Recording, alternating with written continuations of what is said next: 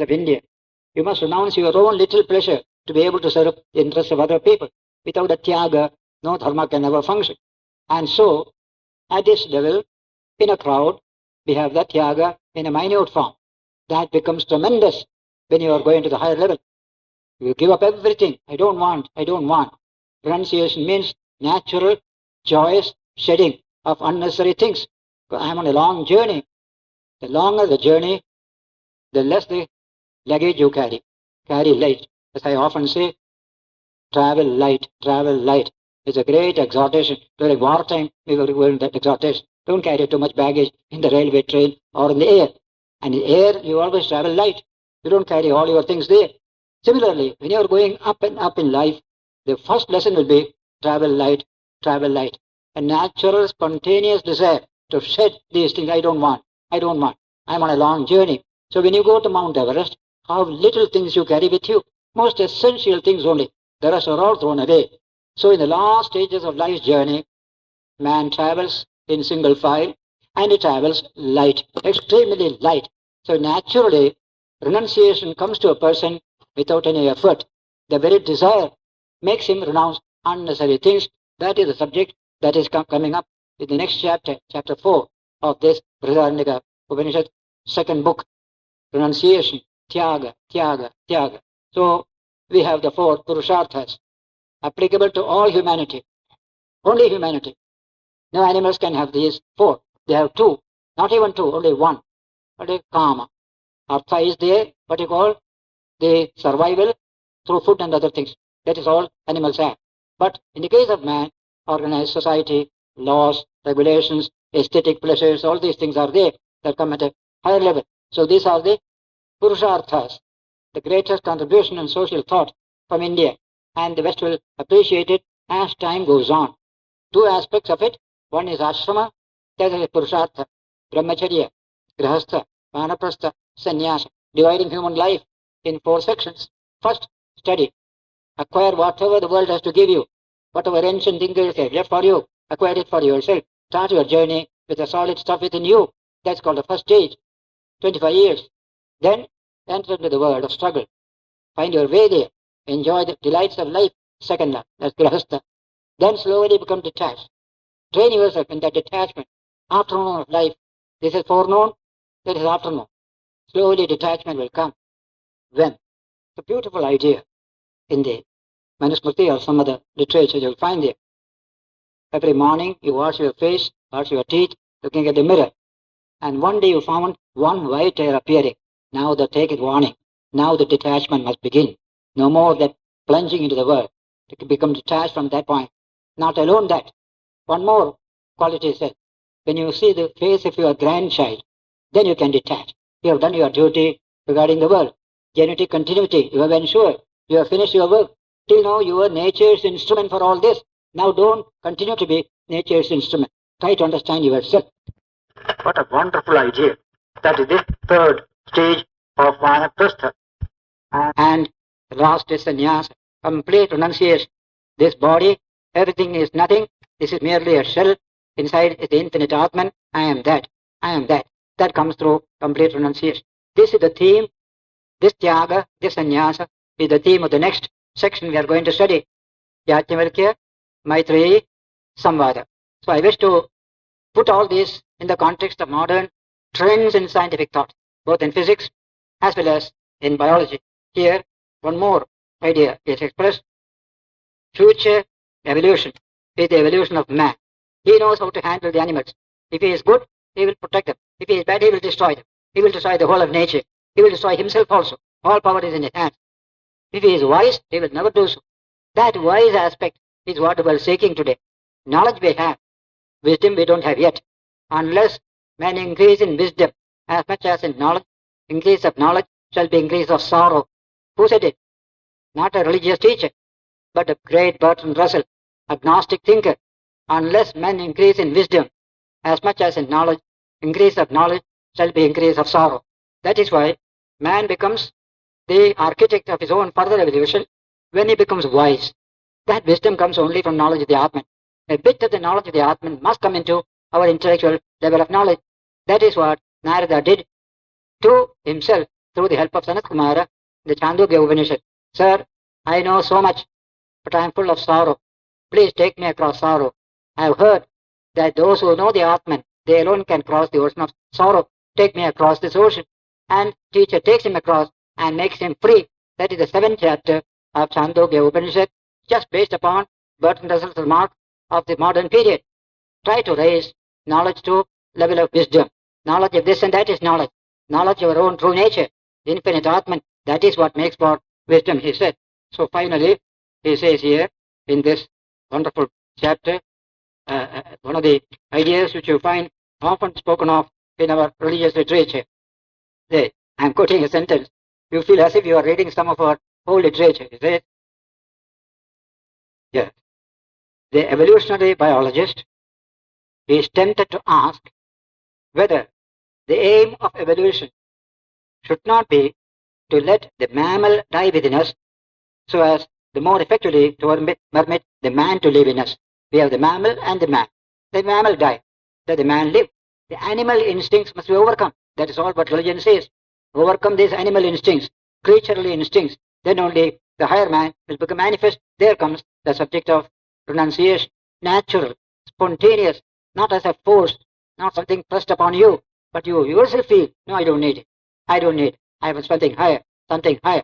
This pressure of something higher on human life makes for a natural tendency to reduce your wants, reduce your possessions. There is something higher, there is something higher. That is why we can enjoy this chapter of Yajnavalkya, Maitreyi, Samvada in the context of all these developments of thought in this modern age, apart from what obtained in the Vedic period itself.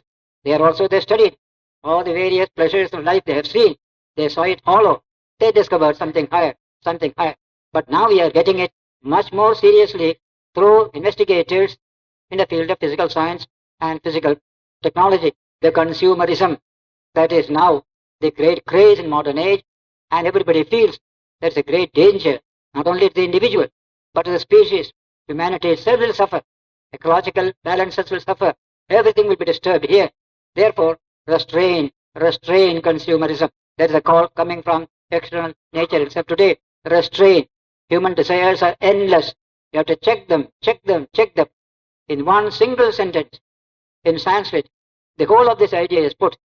Yat prathivyam vrihi evam. Probably in the Srimad Bhagavatam, it comes. Yat prathivyam vrihi evam. Hiranya pashava striyah. Egasyapina padiyaptam. Iti matva shamam vrajet.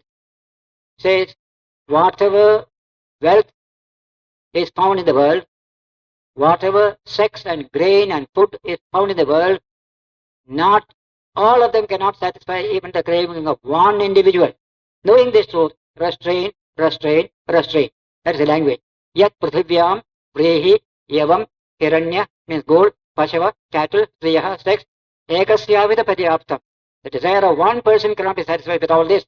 If so, let me restrain. Let all others get also, I will also restrain. Iti matva shamam vraje. 40% of world resources are swallowed by, consumed by 6% of population called American. America is only 6%, they consume 40%. Suppose they consume 80%, all of this will go to the wall. You can never have it. So restrain. That's the language that comes from modern technological conditions of the world. And everywhere that idea is getting response, renunciation. How? Natural, spontaneous. We are not renouncing to lead a dry life, give up consumption with dry life. No, there is another consumption. Consumption of ideas and values, consumption of spiritual thought. These are high consumptions. So one consumption leads to another consumption. Like consumption of toys led to consumption of books. The baby was busy with toys, now he is busy with books. He has renounced it, but he doesn't feel renunciation. He has got something better. That's the message the world needs today. What India did in the modern period was to send Vivekananda to the West and proclaim this profound message of a natural, spontaneous renunciation of something lower to achieve something higher. That is Sri Ramakrishna's great blessing also. And the whole thing comes in the context of modern scientific, technological thought and human condition. That's the importance of some of these passages here. And the last sentence in this particular section, it says on evolutionary progress. Yeah.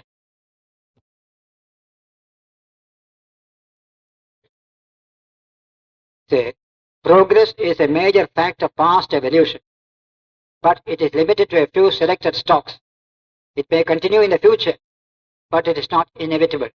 Man, by now become the trustee of evolution, must work and plan if he is to achieve further progress for himself and for life.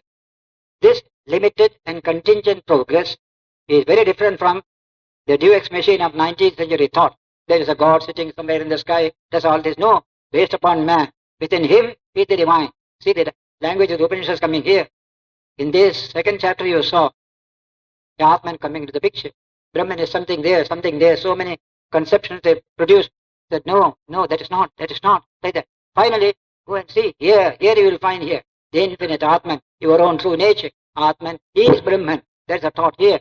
He says, therefore, if man is the center of progress, it won't come through a Deus Ex Machina, a God who upsets everything, corrects everything, adjusts everything. That theory of God has no place today. An extra cosmic God is denying that. Yes. It must be tempered by reflection on the difficulties to be overcome. Nonetheless, the demonstration of the existence of a general trend which can legitimately call progress and the definition of its limitations will remain as a fundamental contribution of evolutionary biology to human thought. There it remains. Nothing more can biology do. You have now gone into the study of man in depth. It is there you will get the supreme understanding. What is the possibility hidden in this human being? This very author, in his another lecture, has said, we have many sciences today, but we want a new science.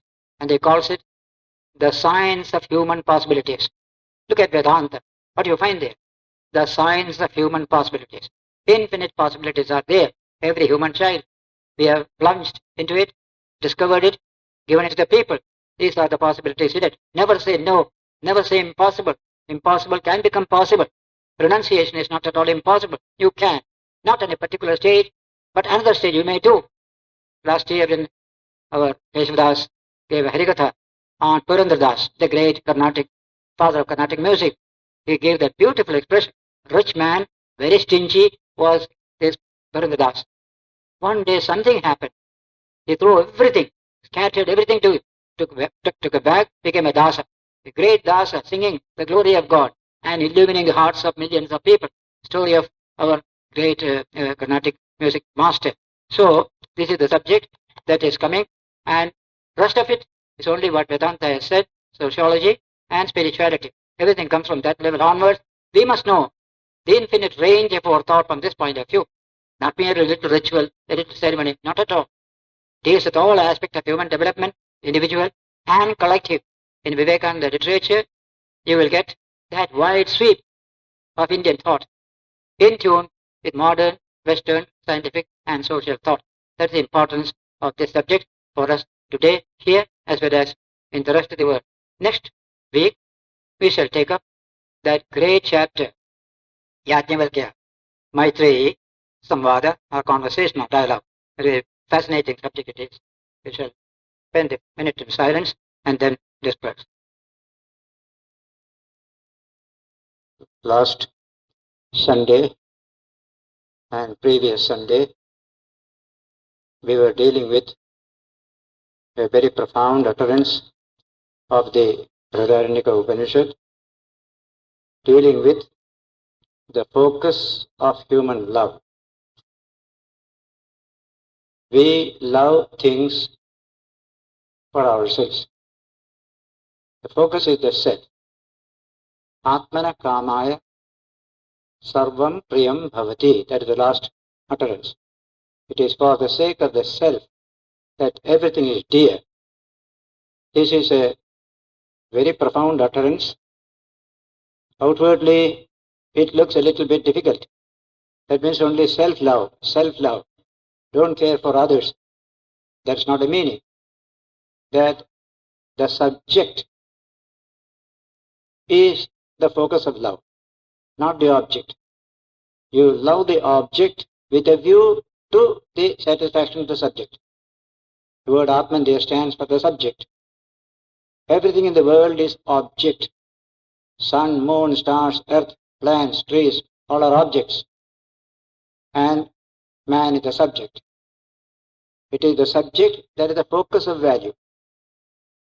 Everything else has value in relation to this focus. A chair has no value by itself. Its value is that somebody can sit on it. So this theory of the focus of value as the self is what is the theme here. Then comes a tremendous development. But what is that self?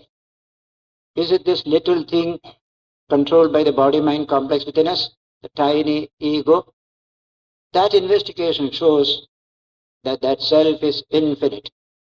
There is only one self in all. So that I am the self, and when I realize the nature of the self, I am the all. In the first book of this, Brihadaranyaka, the Rishi had already said that you realize your oneness with all when you realize the Atman. That is the true nature of the self. The self has no partition. You cannot make a tukra of the self. Just like the space. You cannot make a tukra of the space. A space in a pot is also space. The space in the hall is space. The space outside also is space. This study of space revealed to us this idea that the self in a human being appears limited because of the body-mind complex through which it manifests. But the self is profound, infinite. And so in the first book, the Upanishad said, Atmaitya upasita. Meditate upon the highest truth as the Atman, as the self. That self is all. Atma vedam sarvam. Everything is the Atman. And the word Atman was also substituted by the word Brahman. For Brahman is the self of all. What did Brahman realize? I am the self, he realized. There was nothing else other than Brahman. Only the self was there. That is what was said in the first book, that this Brahman became the all by realizing his own self. There was nothing else at that time. So when we realize this truth, we also shed these limitations imposed upon us by these elements and other things, etc., body-mind complex. Then we realize our own infinite nature. And that is the focus of all love. We love the self. Atmana kamaya sarvam priyam bhavati. For the sake of the Atman, for the sake of the self, everything else is priyam or dear. By itself, it is not dear. Therefore, he took various examples. Husband loves the wife for his own sake. Wife loves the husband for her own sake. Children do so for their own sake. Various statements were made. Then came the final statement that Atman, that self, must be investigated and realized. It is not what you take now as the true self. This is only an initial datum. Try to understand its infinite significance. Then you will find it is the self of the whole universe that is pulsing in me as my little self. And so what happens then? I am the subject as the self. Everything else is an object. Object is meant for the sake of the self. Object has no value by itself. Now this theory, when we actually put into practice in society, develops into a social awareness, a concern for others. How? A chair, a table, trees, plants, these are all objects. But in the early stage of human development, the human being thinks other human beings also are just objects like other things. So we exploit them. The first step in human relationship is exploitation. I exploit you. I am the self, you are the not self. I am the subject, you are the object. All objects are meant for exploitation. That's the beginning of ordinary human understanding, just evolving from the animal level. Later on, discrimination comes, a deeper understanding comes, and we realize that we are surrounded by two types of objects. One, material objects, the other, social objects. Social objects are other human beings. Material objects are things. So this idea of exploiting can extend only up to the material objects, not to the social objects. Why? Because every social object is also a subject. That's a wonderful idea. When you recognize this, then exploitation becomes love, concern, service, because you love yourself. The same Atman is there, subject here, subject there. So treat every human being not as an object, but as a subject like yourself. As you treat yourself as a subject, treat others also as subjects. Now, this is the beginning of man's ethical sense, a concern for others, a respect for the other individual, and service as the best motivation for interhuman relationship and not exploitation. Subject is only one. There cannot be two subjects. A subject, everything else is an object to the subject. So, this theory is being understood today in the West by nuclear scientists who will tell us the subject, which is the focus of self-awareness, consciousness. When he understands the truth, that consciousness is one in every human being. There is no plurality in consciousness. There is no plurality in the Atman. Only in the medium through which consciousness manifests, there is plurality, not the consciousness itself. As I said about the space, space has no plurality. There is only one space. You can make it into millions of spaces, but they are all due to the limiting conditions. By itself, space is unlimited. So when Upanishad said, Atmana Kamaya Sarvam Priyam Bhavati, for the sake of the self, the whole world is dear to you. That self has to be investigated. Yajnavalkya added to his wife, Maitreyi Atmava Are Drashtavyaha. This Atman has to be realized. Not what you take to be the Atman. That is not the Atman. That is our crude state of understanding. When you refine your understanding, you realize the infinite expansion of this wonderful idea of self, just like space. Space in my little pot is the only space I know, but the space outside is infinite. I have no conception of it. Now we can understand it. Similarly also, the idea of consciousness. Consciousness limited by my body-mind complex is all what I know. But this consciousness cannot be limited. It is unlimited, appearing to be limited. This is the language the Gita uses. Undivided, appearing to be divided. That's the language the Gita has used. Avibhaktam, vibhakteshu, vibhaktam, ivacha sthitam. Itself undivided. It exists as if divided in all the divided things of the world. That is knowledge of the Atman. Into that direction, all our concept of self must proceed. Therefore, this Upanishad developed this idea. The first book developed it further in the second book, which we are studying now. And in this particular section of Yajnavalkya dialogue with his wife Maitreyi, this subject comes up. Says, Navai pati kamaya pati priyo bhavati, atmanastu kamaya pati priyo bhavati. My dear, it is not for the sake of the husband that the husband is dear. It is for the sake of the self the husband is dear. When you realize the husband as a subject, then you will love all the more. When you realize the husband as only object, you only exploit it and you are not able to understand the truth at all. Every one of us, therefore, has to realize this truth. Atmava are drashtavya. Realize the Atman. How? Shodavyo, mantavyo, nididhyasatavya. First we hear about it. That this wonderful concept of self, the animal has no subject awareness, only object awareness. Only the human child has subject awareness. I am the self.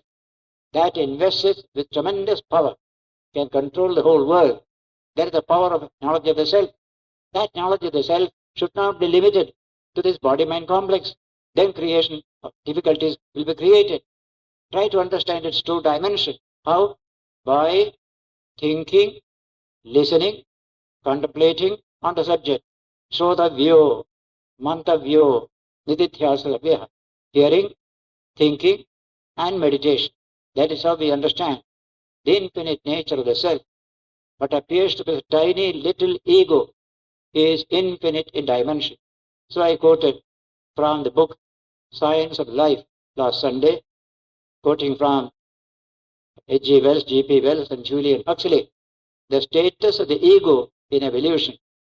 This ego is only an initial datum. You must be able to expand it and realize its oneness with all, universality, that it is true nature. Now in biology also, this subject slowly comes up, the subject of the self, only because it is the presence of the self that makes man dominate the whole of nature. The animal has no self within. That awareness is not there. The Atman is there, but awareness of the Atman is not there in the animal. The Atman is there in all. Consciousness is there in everything, even in rocks, even in mere space it is there, but there is no awareness. A certain evolutionary advance is needed to make for the awareness of the self. That is what has achieved, nature has achieved in man. And in this man, very initial awareness, just a little. At that level, you go on killing each other, destroying each other, hating each other, because that self is tremendously powerful, but when it is under the control of this body-mind system, it becomes a force for evil, for collision with other people. But when this self is understood as infinite in dimension, then we are able to live at peace with each other, establish happy relations with each other. That is the main teaching of Vedanta, what Shankaracharya calls Sarvatmattvamidam. This whole universe is only one infinite self, one simple intelligence. That is the principle behind the universe from which the whole world has come.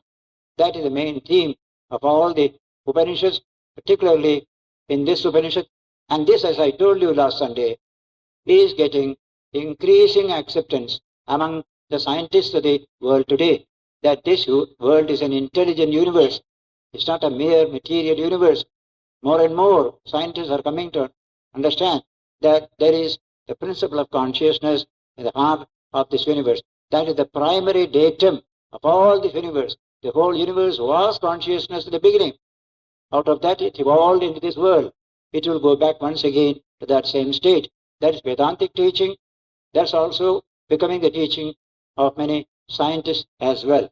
In that particular context, the Upanishad told about this, that various particularities are there in the universe. We try to put them into classes, higher, and more items are put into these classes. So we call generalization. A particular, then a general, then a universal. In this way you will find ultimately what is that universal, supremely universal consciousness. That is the supremely universal.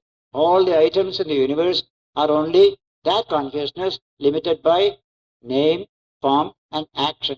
Nama, Rupa and Karma. These are the three constituents of limitation.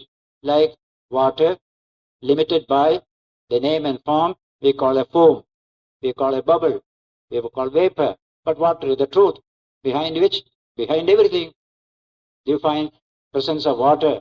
Similarly, behind everything in the universe, we find this pure consciousness, one and non-dual. Is constantly emphasized. There is no second thing. Neha nanasti kinchana.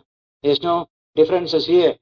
There is no nana means separate items are here. It is not such here. They are all one. But they appear different. Different names and forms, all these things.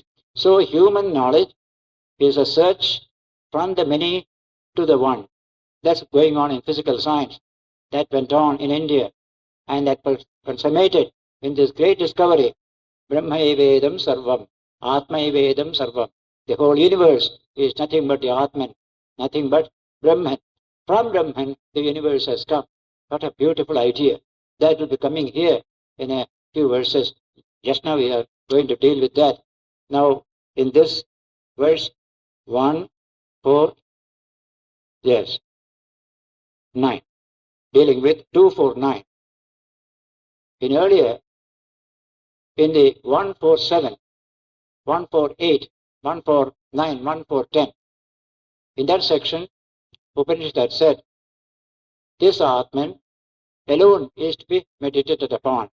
Atmetyeva upasita.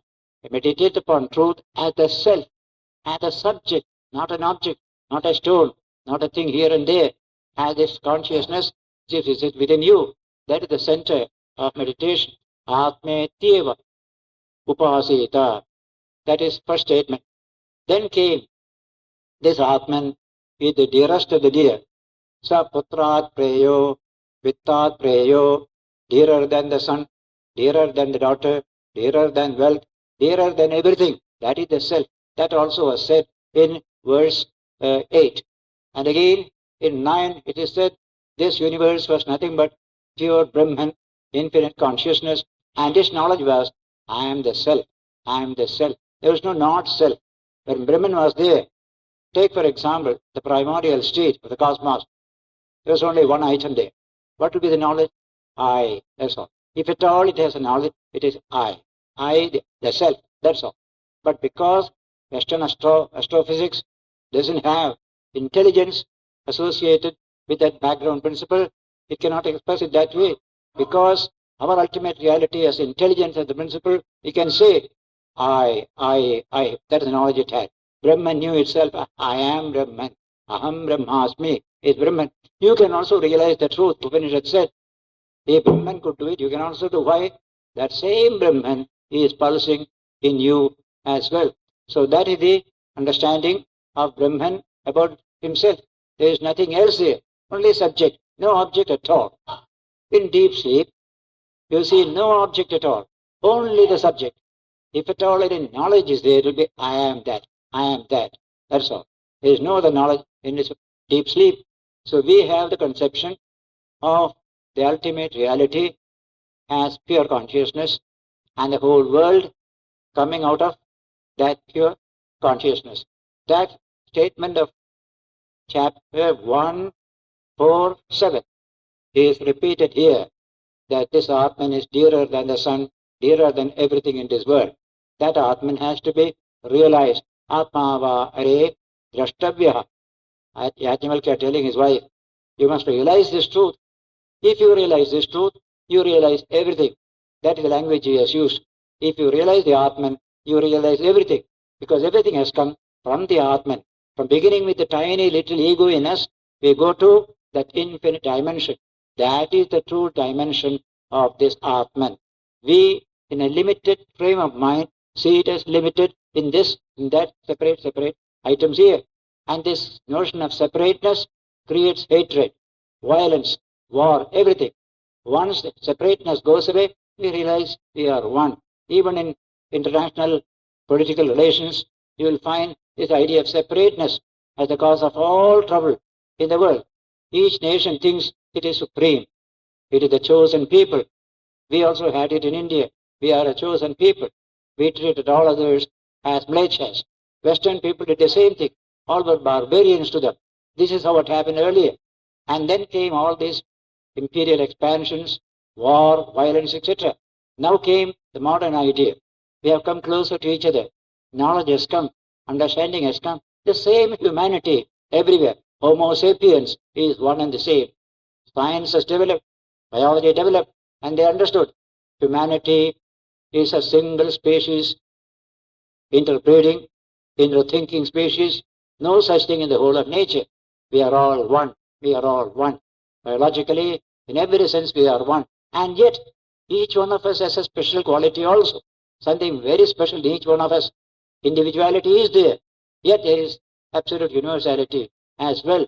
This is a wonderful knowledge that has come, by which we are able to make for better, peaceful international relations. And still we have to go a long way before it will come. But the way is merely this. Remove the idea of separateness. We are essentially one. Black and white. White and brown. White and yellow. Races. So much misunderstanding. Now that is all going away. We don't look into these external differences. We see the human pulse in every human being. A mankind awareness is developing all over the world today.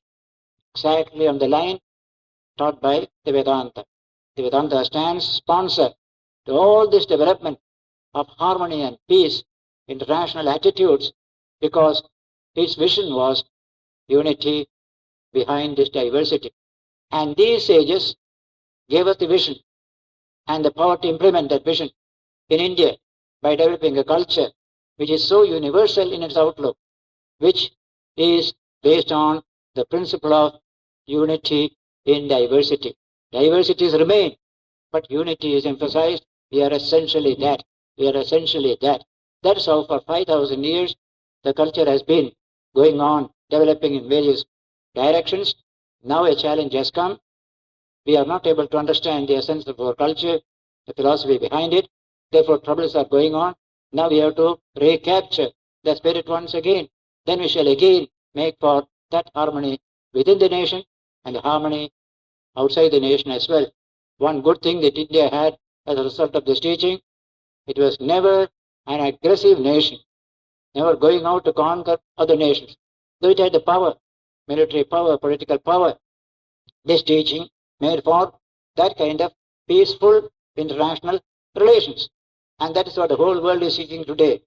The foundation of the United Nations organization was based upon that impulse in the human mind to make for war, abolishing it from society, making for happy interhuman relations.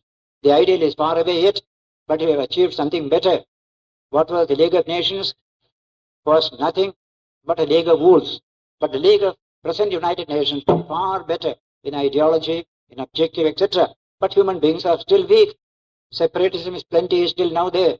Therefore, we are not achieving fully. But the line of advance is in this line, within the nation as well as outside. Break down barriers to neighborliness. Develop a mankind awareness. Live happily together in this world. The earth is so small, not even visible from far away in some big planets. The earth is not visible at all. So small it is, but we quarrel and fight because of the big ego that is within us. So this teaching is so central to the aspirations of humanity today. If today's aspirations are to get a philosophy to guide them, you find it in this Vedanta. That is how Vivekananda presented Vedanta in the Western world, that this is the stand sponsor to all the finest dreams, aspirations of the human mind in this modern period when physical sciences are destroying distances between countries. The hard distance between man and man still remains. That can be avoided only through the implementation of this philosophical and spiritual vision.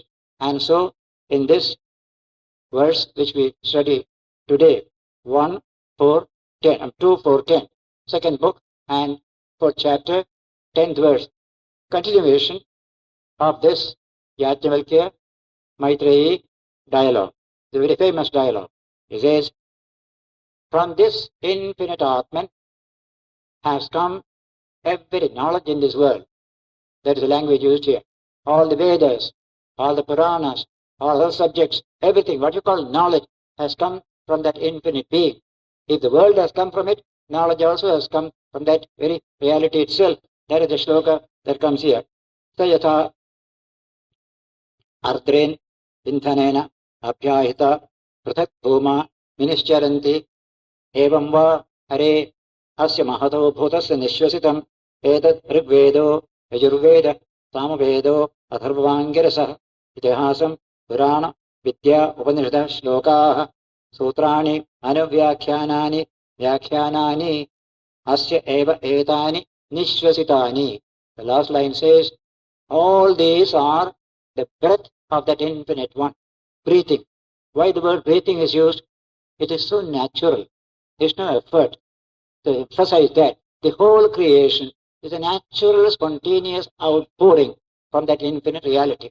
So the shloka gives, as from a fire kindled with wet faggots, lot of smoke comes up. Along with fire, lot of smoke comes up, he says. Similarly, my dear, this Rig Veda, Yajurveda, Samveda, Atharvaveda, history, mythology, arts, Upanishads, verses, aphorisms, elucidations, explanations, all these are like the breath of this infinite reality. They are like the breath of the Supreme Self. That is a wonderful imagery that is given to us because of its naturalness. The whole universe has come. And knowledge that sustains the universe, that also has come from the same infinite reality. Earlier, we have seen about what is the nature of creation. We don't have creation in our philosophy. we have projection. Srishti means projection. Creation means something coming out of something else or out of nothing. But here, it comes from the self itself. It's a projection outside. Srij. Srij means to project. That is a Sanskrit word. We have seen that as a spider sends out its own web from out of itself and lives in that web, so also from that infinite Atman, the universe has come and the Atman lives in that universe. That's the language that is used there. In many parts of the Upanishads, this example is always given. Purnanabhi. Second example, when a fire is burning bright, so many sparks fly out. So are these beings in the world, sparks of the one divine fire. These are the two examples we have seen. And the third one is, as from hair grows from the skin of the human being, naturally, spontaneously, without any effort, so also the world has come from that Brahman. From all these examples, the truth that is sought to be emphasized is that there is no second factor to explain how the nature of the universe comes from itself. The same Brahman is the universe. There is no two, there is only one. Therefore, it was Brahman, it is Brahman, it will become Brahman once again when the whole thing is dissolved back into its original state. This theory of creation is what is fully upheld by the entire range of modern scientific thought. Modern evolution, modern astrophysics, all accept this idea that in the beginning was one. In the end also there will be one. In between you find this many. This is accepted by all science today. Only differences I always emphasize is that one is something material, inert, according to ordinary scientists, but according to us, it is something living. It is consciousness. It is intelligence. Then I added several times that more scientists are coming to this Vedantic view today than what was in the 19th century. 20th century has seen tremendous development in this concept of some divine power behind the universe, of the nature of intelligence, of the nature of pure consciousness. That is called Brahman according to Vedantic language. And Vedanta says no word can fully express that truth. It is beyond speech, beyond thought. But for our convenience, we use the word Brahman or Atman. These two words do not exhaust the possibility of that ultimate reality. In modern astrophysics, they will call it the background material, highly dense background material that explodes and becomes the universe. They will say, but to us it is the Atman. What is explosion? Consciousness, just a little explosion takes place. The whole universe has can come from there. Just one. In the Upanishad it is mentioned there. Suppose you are able to express in words the act of that background material at the moment of explosion. What will be the nature of that thinking? It is put in the Upanishad. Ekoham bahusyam. I am one, let me be many. That is what is put in the Upanishad. Ekoham bahusyam. I am one, let me be many. There is no separate many. I will become the many. That's the language of the Upanishad. Ekoham bahusyam. Ekoham. They accept today in astrophysics that state, highly dense, just before explosion. That is called the state of singularity. It's a technical term, astrophysics, singularity. You have many forces, gravitation, atomic energy, what you call, in atomic energy itself there are several types of energy, electronic and protonic, etc. All these are different energies. These are all non-existent at that state. These differences are not at all there. That state is called singularity. That is the beginning of the evolution. That singularity state, an explosion takes place, and slowly